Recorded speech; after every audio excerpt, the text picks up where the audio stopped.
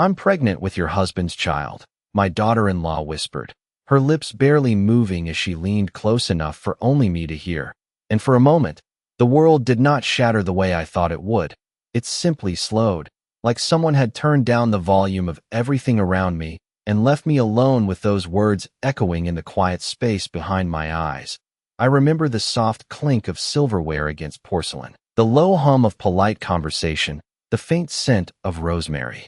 From the roast I had spent 3 hours preparing, all of it continuing as if nothing had changed while something inside me shifted so completely it felt almost clinical, almost precise, like a door closing without a sound.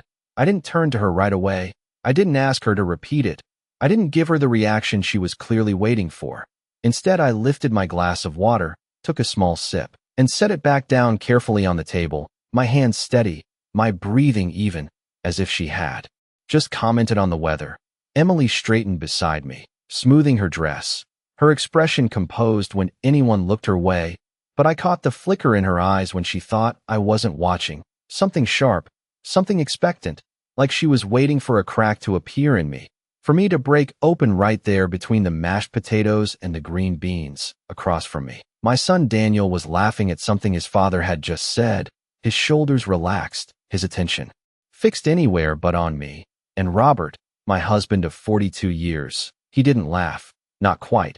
He just sat there with that same calm, distant look he'd worn more and more often these past months. And when his eyes met mine, just for a second, there was no confusion there, no denial, no sudden alarm at what had just been said behind my back, only a quiet stillness that told me more than any confession ever could. I held his gaze for one breath longer than necessary, then looked down at my plate as if nothing at all had happened, because suddenly, everything made a kind of sense I hadn't been willing to see before. The late nights that turned into entire weekends away, the new cologne that didn't belong to the man I had known for decades, the way Emily had started arriving early to help me in the kitchen, lingering a little too long, smiling a little too brightly, always just within reach of him. I had noticed those things, of course I had, but I had filed them away under harmless explanations, under trust, under the belief that a family like mine could not possibly unravel in such a quiet, deliberate way. And now here we were, seated around a table I had set with my best china, sharing a meal I had cooked with care, while the truth sat between us like an uninvited guest no one else seemed ready to acknowledge. Emily reached for the breadbasket and passed it to Daniel, her fingers brushing his hand with practiced familiarity, her voice light as she asked if anyone wanted more. And I watched her, really watched her this time. The ease in her movements, the confidence, the absence of guilt. And I realized something that surprised me more than her words had. She believed. She had already won. She believed that whatever game she was playing had reached its final move, that I was the last to know and therefore the least dangerous. I placed my napkin neatly beside my plate and folded my hands in my lap, my posture straight, my expression calm, because if there was one thing I understood in that moment, it was this: reactions are currency, and I had no intention of spending mine where it would only entertain her. The conversation drifted to weekend plans, to a neighbor's new car, to things so ordinary they felt almost surreal against the weight of what had just been said, and I contributed where necessary, nodding, offering small responses, maintaining the version of myself they all expected to see. The patient wife, the accommodating mother, the woman who kept everything together without asking for much in return. But beneath that surface, something had already begun to take shape. Not anger, not even heartbreak, but a clarity so sharp it felt like stepping into cold air after years in a warm, crowded room. I glanced once more at Robert, at the man I had built a life with, and then at Emily, who was now smiling across the table as if she hadn't just altered the course of all our lives with a single sentence. And I allowed myself the smallest, most controlled breath, because I understood now that whatever came next would not happen here, not in this dining room, not in front of witnesses who weren't even aware they were watching something unfold. No, this was only the beginning, and for the first time that evening, I felt something close to control settle quietly into place. The dinner ended the way all ordinary dinners do, with chairs sliding back and polite goodbyes exchanged, but nothing about it felt ordinary anymore, not after what I had heard, not after the way Robert had looked at me, and then looked away without a word. I stood at the sink later that night, rinsing plates under warm water that had long since gone unnoticed, watching the thin stream run over porcelain while the house settled into its usual quiet. Daniel and Emily had left about 20 minutes earlier, their voices still echoing faintly in my mind. Light, casual, untouched by consequence, as if the evening had been nothing more than another routine visit. Robert lingered in the living room, the television on but the volume low, the flicker of light casting shadows across the walls, and for the first time in decades, I did not feel the urge to join him. I did not feel the need to ask how his day had been or whether he wanted tea. Instead, I stayed where I was, my hands moving slowly, deliberately, finishing one plate, then another, as if each motion helped me place another piece of a puzzle I had avoided completing. There had been signs, of course there had been signs. I could see them now with unsettling clarity. The way Emily had started calling more often, not to speak with Daniel, but to check if I would be home. The way Robert had begun taking an interest in errands he had never cared about before, volunteering to pick things up, offering to drive when there had been no need, small things, harmless things, until they were not. I dried my hands on a towel and turned off the faucet. The silence that followed was heavier than I expected, not empty, but full, like a room holding its breath. I walked slowly into the living room and paused in the doorway. Robert did not look up right away, his eyes fixed on the screen, but I could tell he knew I was there. There was a tension in the way he held himself, a stiffness that had not been there before, or perhaps had always been there, and I had chosen not to see it. I took a few steps forward and sat down in the chair across from him. Not too close, not too far, just enough to observe without intruding. And for a moment, neither of us spoke. The television filled the space between us with meaningless noise, until I reached for the remote and turned it off. The sudden quiet settled around us like something tangible. He shifted slightly, finally meeting my eyes, and I studied his face the way one studies something unfamiliar, searching for the man I had known, the man I had trusted, but finding only fragments that no longer fit together the way they used to. I did not ask him any questions, not yet, because I already understood something important. Whatever truth existed between him and Emily had been built over time, carefully, quietly, and it would not unravel simply because I demanded it to.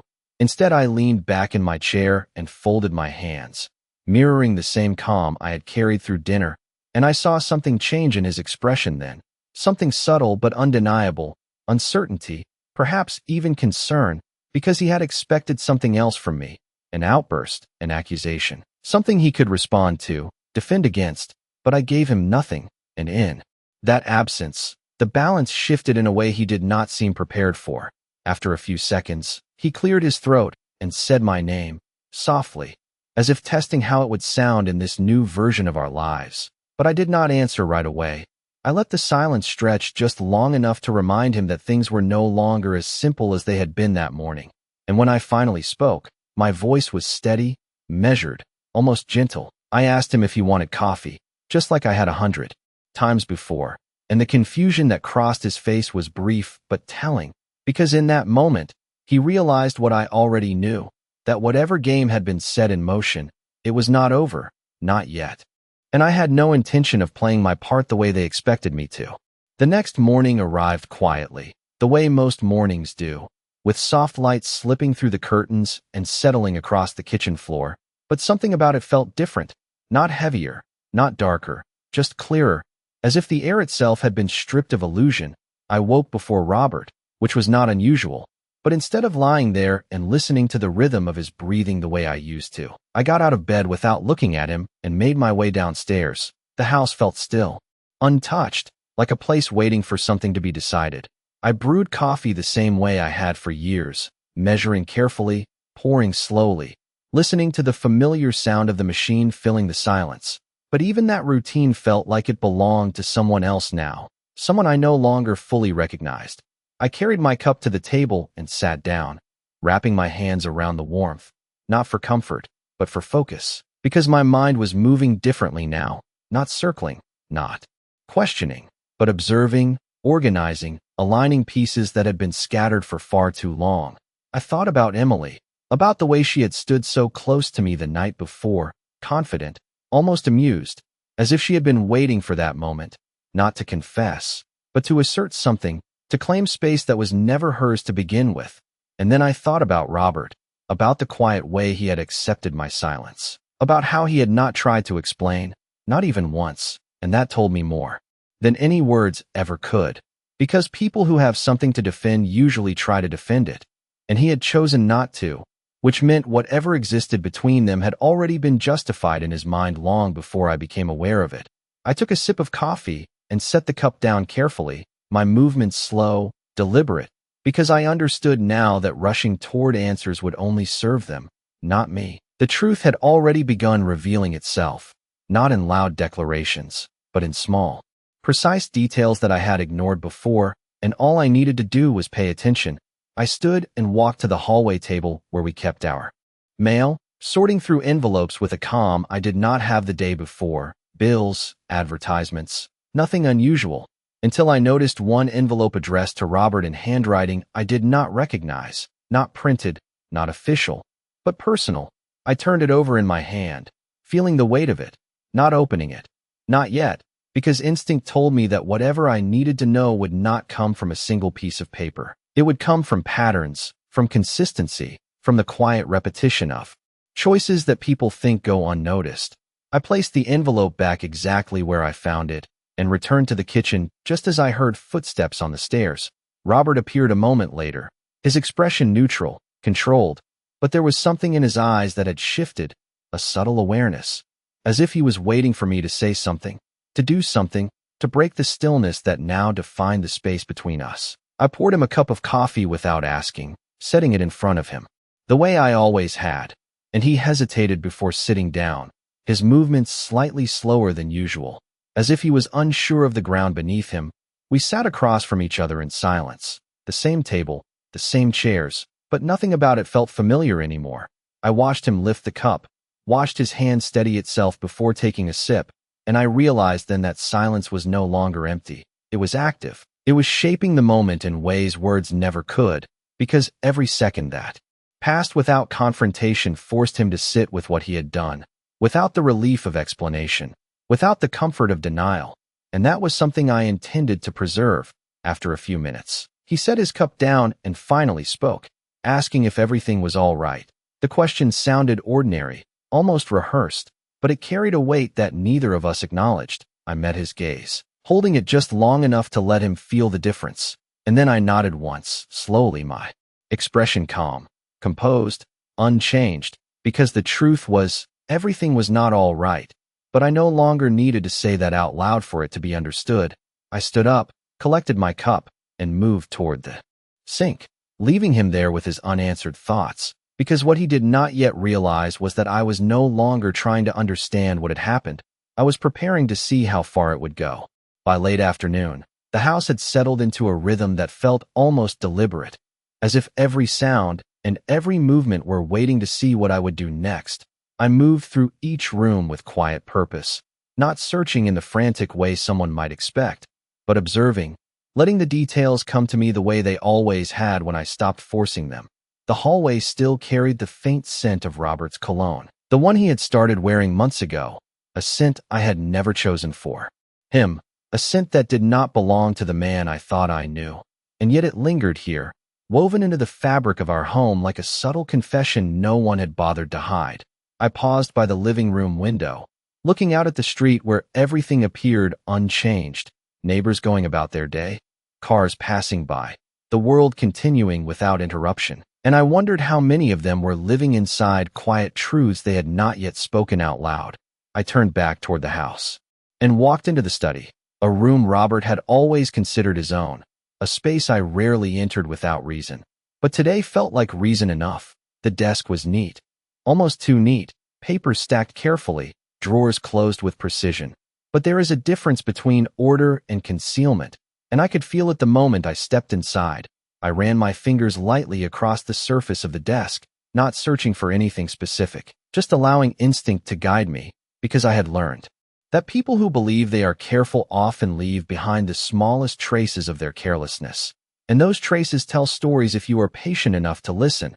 I opened one drawer, then another, finding nothing unusual at first, until I reached the bottom drawer where a small leather folder rested, tucked just slightly out of alignment with everything else. It was not locked, which told me something in itself, because people rarely lock away the things they think no one will question. I lifted it slowly and opened it. Inside were documents, neatly arranged, some of them familiar, others not. Bank statements, property records, things I had once reviewed alongside him without hesitation, but now I saw them differently. I noticed dates that did not match conversations we had had, transactions that had never been mentioned, and names that appeared more than once, including one that made me pause, Emily's name, written clearly on a line that did not belong to her, not in any way. That could be explained by simple family ties. I did not react outwardly, not even to myself. I simply closed the folder and placed it back exactly where I found it, because what I was beginning to understand was that this was not a single mistake or a sudden betrayal.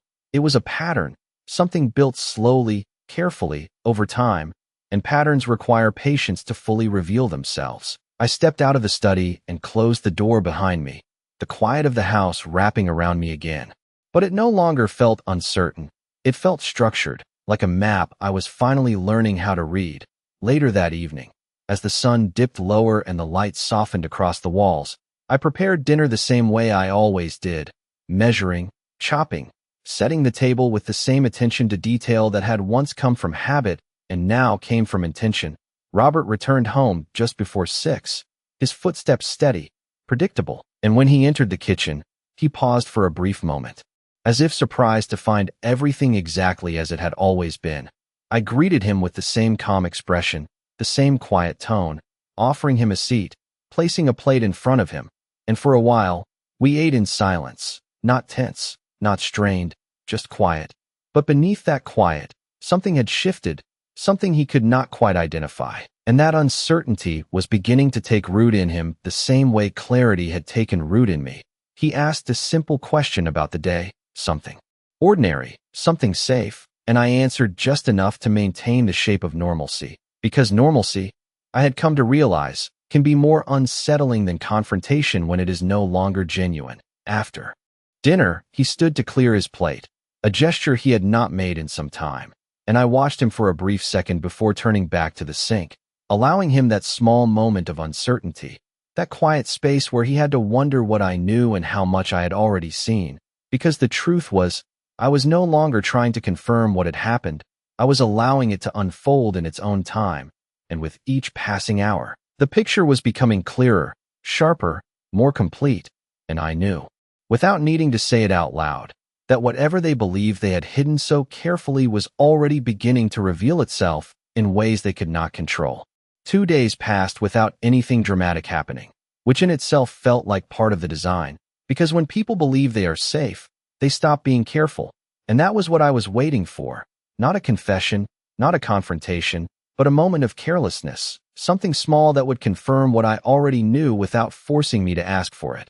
I kept my routine exactly the same, waking early, preparing breakfast, moving through the house with the same quiet consistency that had defined my life for years. And Robert adjusted to it in a way that told me he was watching me more closely than before, his eyes lingering a second longer, his questions slightly more frequent, but still cautious, still testing the boundaries of my silence.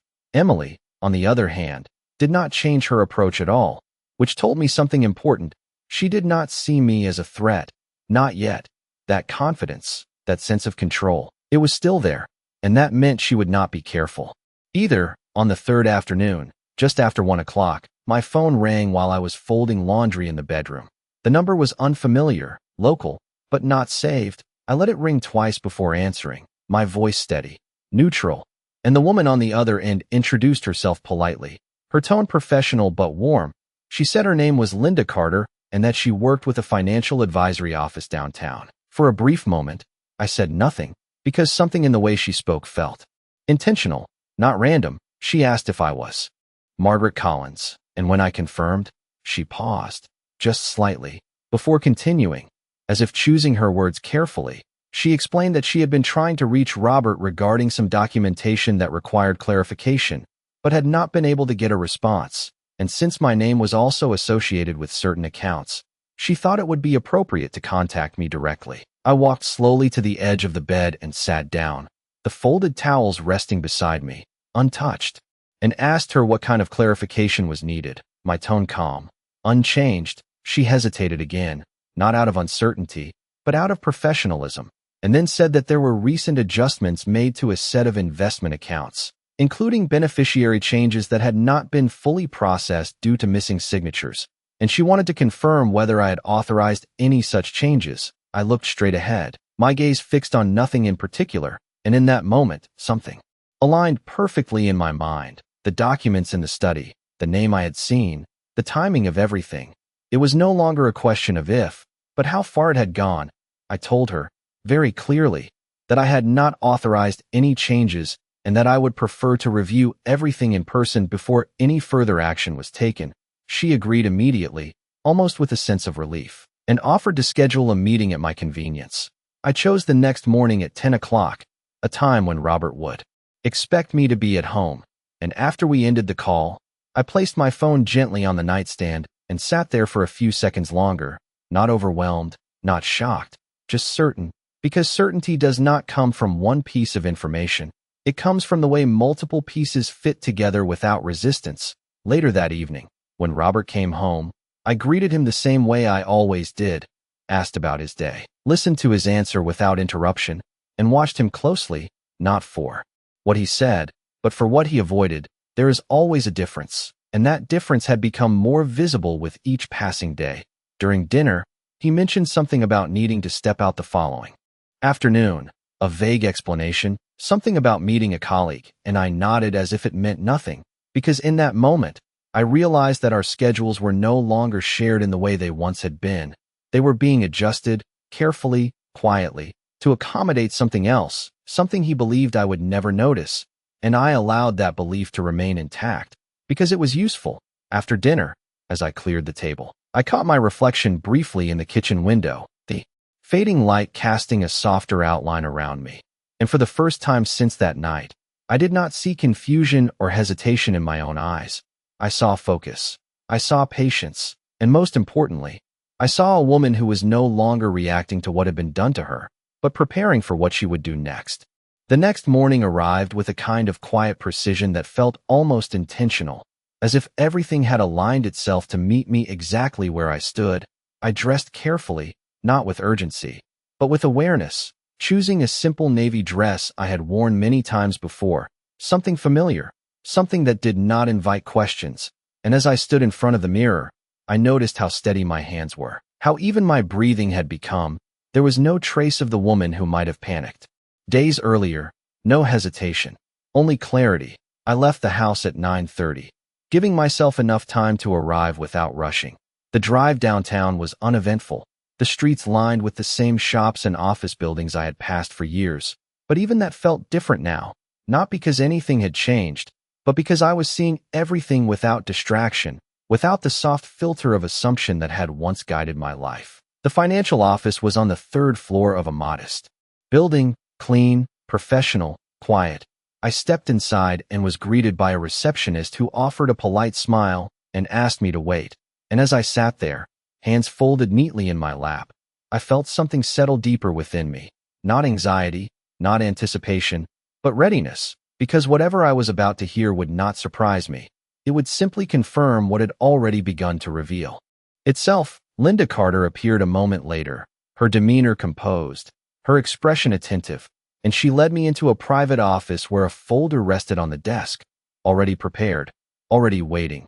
She began by explaining the situation in careful, measured terms, the recent changes, the discrepancies, the missing authorizations. But as she spoke, I focused less on her words and more on the documents she placed in front of me, each page turning slowly, each detail aligning with what I had seen before, accounts I recognized, amounts that had shifted, and then, exactly as I expected, the beneficiary designation, Emily's name, printed clearly where mine had once been.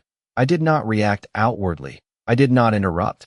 I simply listened, nodding once when appropriate, allowing her to finish, because the full picture mattered more than any single moment of realization. When she asked if I had signed any of these forms, I answered calmly, no, I had not, and that answer seemed to confirm something for her as well. She explained that without my authorization, the changes could not be finalized, that the accounts remained legally unchanged, but the attempt itself was recorded, documented, traceable.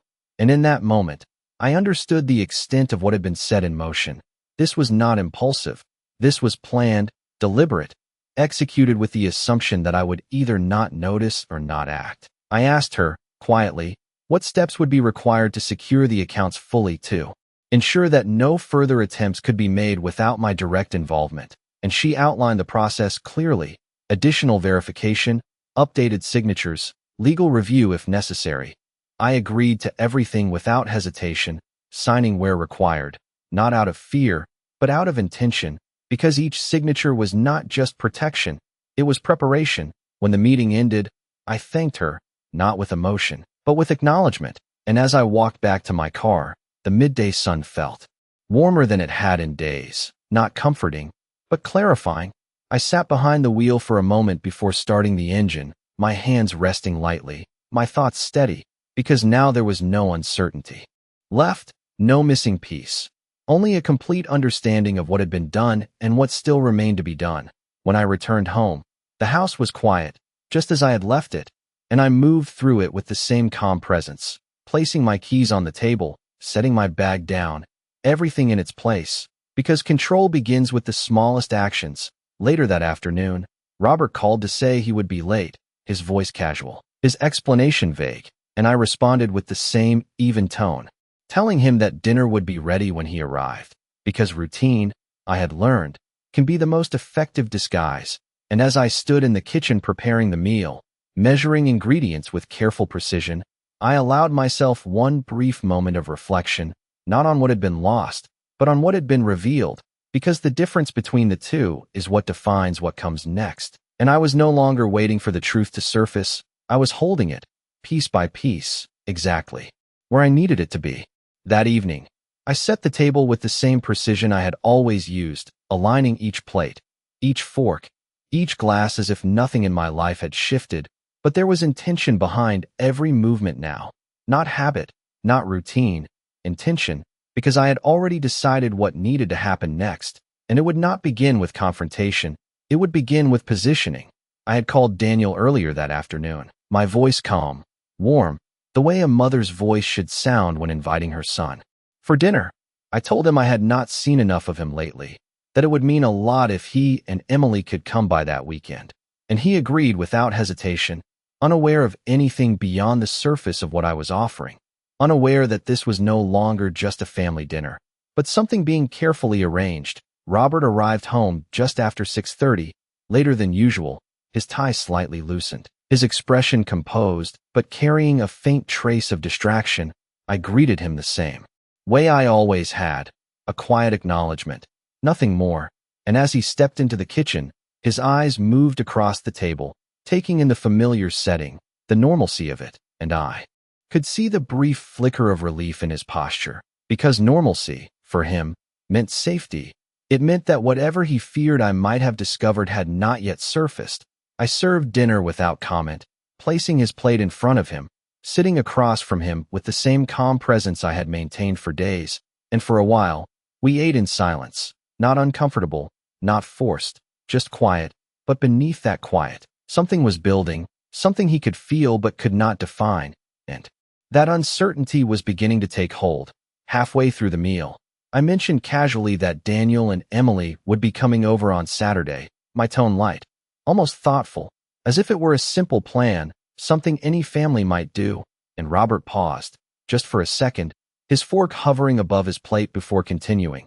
He nodded, said that sounded fine, but there was something in the way he said it, something measured, something cautious, as if he were calculating what this might mean, and I let that uncertainty remain, because it served a purpose. After dinner, I cleared the plate slowly, deliberately, allowing the rhythm of the moment to stretch just enough to make him aware of it. He offered to help, something he had not done in quite some time, and I accepted with a small nod, watching as he carried the dishes to the sink, his movements careful, almost tentative, as if he were stepping into unfamiliar ground.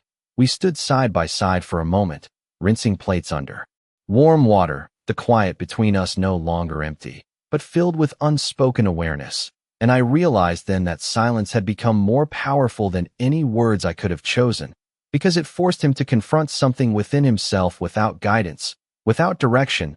Later that night, after he had gone to bed, I remained in the living room, sitting in the dim light with my hands folded in my lap, thinking not about what had already been uncovered, but about what still needed to be revealed, because the truth, I had learned, is not always enough on its own.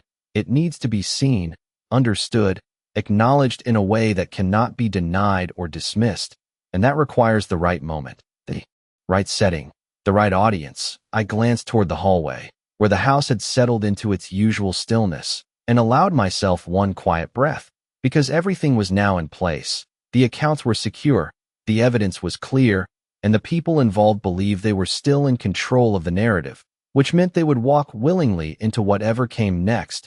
And for the first time since that night at the dinner table, I felt something close to certainty settle within me.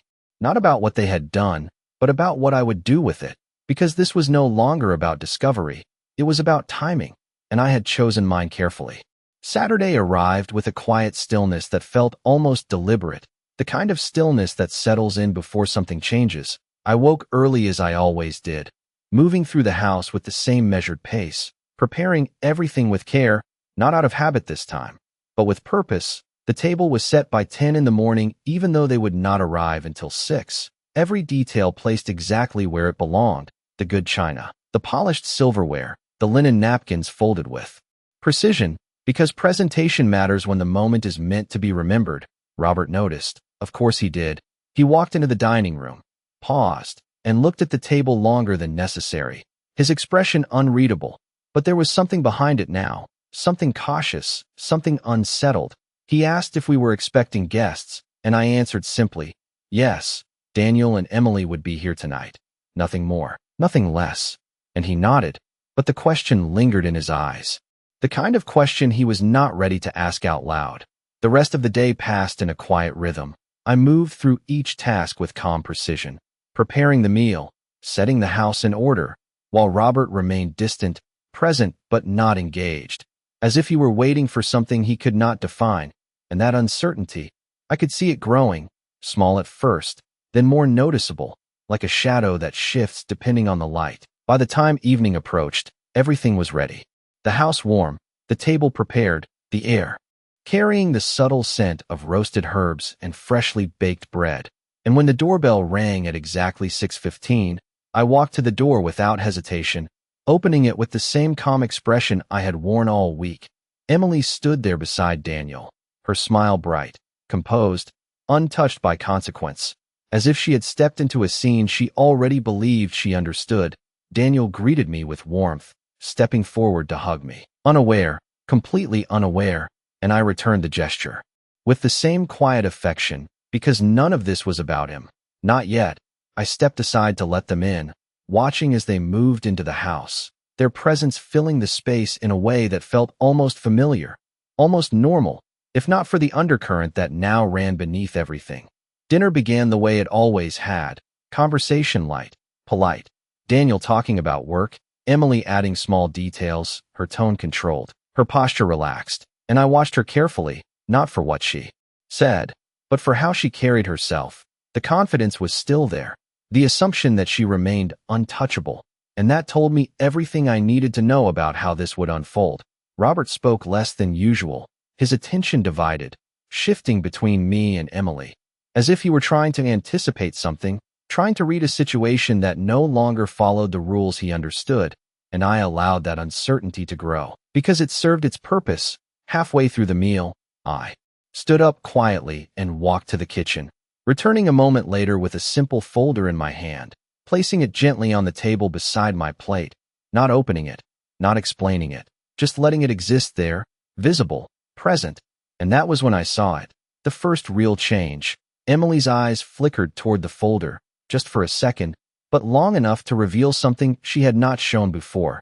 Not fear, not yet, but awareness, the beginning of it. And Robert noticed too, his posture tightening slightly, his gaze shifting toward me, waiting, and Daniel, still unaware, continued speaking, his voice filling the space that had suddenly grown heavier.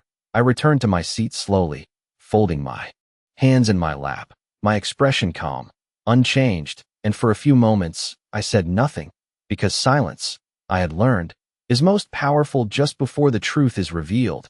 And as the room settled into that quiet, that fragile stillness where everything feels suspended, I looked at each of them, one by one, not with anger, not with accusation, but with clarity, because what was about to happen was not driven by emotion. It was guided by certainty, and for the first time since that night, I knew that they were no longer in control of what came next.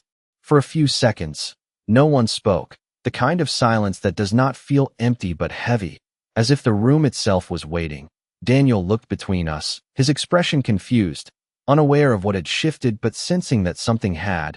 Emily's eyes moved again toward the folder, more quickly this time, then back to her plate, her smile still in place but thinner now, more controlled. And Robert? He did not look at the folder at all. He looked at me, directly, as if trying to understand how much I knew and how much I was about to say. I let that moment stretch just long enough to settle into each of them before I reached for the folder and opened it slowly, not with drama, not with force, just a simple, deliberate motion. I turned the first page and placed it flat on the table, angling it slightly so they could all see.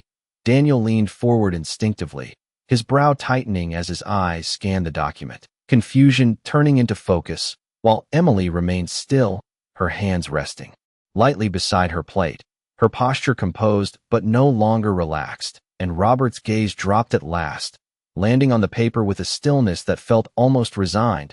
I spoke then, my voice calm, even, the same tone I had used all evening, explaining that I had reviewed our financial accounts earlier that week, that there had been recent attempts to change beneficiary designations without my authorization, and that those attempts had been documented. I did not accuse, I did not raise my voice, I simply stated what was there, what could be seen, what could not be denied. Daniel looked up at me quickly, his expression shifting from confusion to disbelief, asking what I meant, his voice uncertain, searching for something that would make sense of what he was hearing.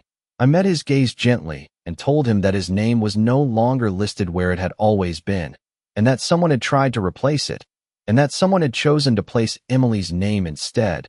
The words settled into the room with a quiet weight, not explosive, not chaotic, just undeniable. Daniel turned to Emily then, his confusion sharpening into something more focused, more urgent, asking her if that was true. And for the first time since she walked into the house, she did not answer immediately. There was a pause, small but significant, the kind of pause that reveals more than any response. Robert shifted in his seat, his hand moving slightly against the table, but he did not speak, and that silence, his silence, said everything that needed to be said. I turned another page, placing it beside the first, showing the dates, the signatures that were missing, the requests that had been submitted, and I explained, still calmly, that the changes had not gone through, that everything remained exactly as it had been, legally unchanged, secure, protected. And that was when I allowed myself a small pause, not for effect, but for clarity, because what came next mattered more than anything that had already been revealed. I closed the folder gently and rested my hand on top of it, looking at each of them in turn. Daniel, who was now trying to understand how something like this could have happened without him knowing. Emily, whose composure was holding but no longer effortless, and Robert, who finally looked away, unable or unwilling to meet my eyes again. And then I spoke, not louder, not harsher, just clearer, telling them that this was not about the accounts, not really. Those could be corrected, secured, managed. What mattered was the intention behind it, the decisions that had been made in silence, the assumptions that had been built without me. And I let those words settle before adding one final thing, that I had already taken the necessary steps to ensure that no further changes could be made without my direct approval, and that everything moving forward would be handled differently, more carefully, more intentionally. The room remained quiet, but it was no longer uncertain. It was defined, shaped by what had been said and what had been understood. And as I sat there, my hands still, my expression unchanged, I realized that the moment I had been preparing for was not about exposing them. It was about removing the illusion they had been living in. And now that it was gone, what remained was something far more honest. and far more difficult to ignore.